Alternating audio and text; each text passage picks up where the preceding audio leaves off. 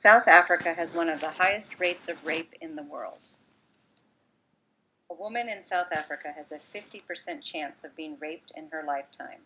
According to a study by the South African Medical Research Council, 1 in 4 men admit to rape, and 3 out of 4 rapists were teenagers when they first attacked a victim. Gang rape is common because it is considered a form of male bonding. Corrective rape is practiced as a way to cure lesbianism. 40% of reported rapes are children. Professor Rachel Jukes of the Medical Research Council reported to the BBC that the absolute imperative South Africa faces is to change the underlying social attitudes that in a way have created a norm that coercing women into sex is on some level acceptable.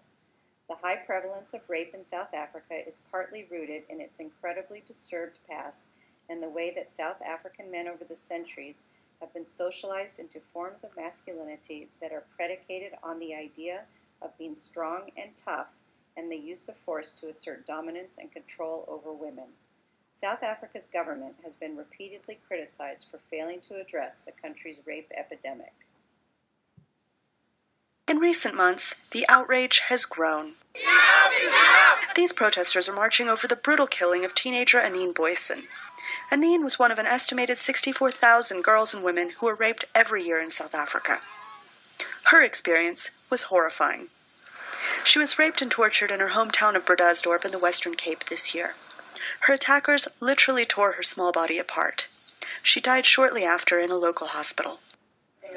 Troy Martins, a spokeswoman for the Women's League of the ruling African National Congress Party, says the brutality of the attack has galvanized the nation. I think we find ourselves in a very fortunate situation at the moment in rape advocacy and sexual violence advocacy, because there is so much public attention on it at the moment, and there is a public sentiment that something needs to be done and enough is enough and the time for action is now.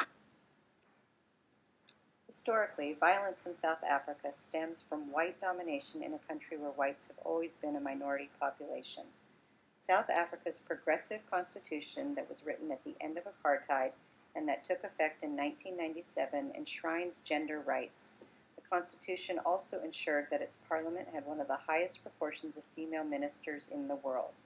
Yet the high prevalence of sexual violence and the silence that often surrounds it exposes the divide between constitutional ideals and the harshness of daily life in South Africa.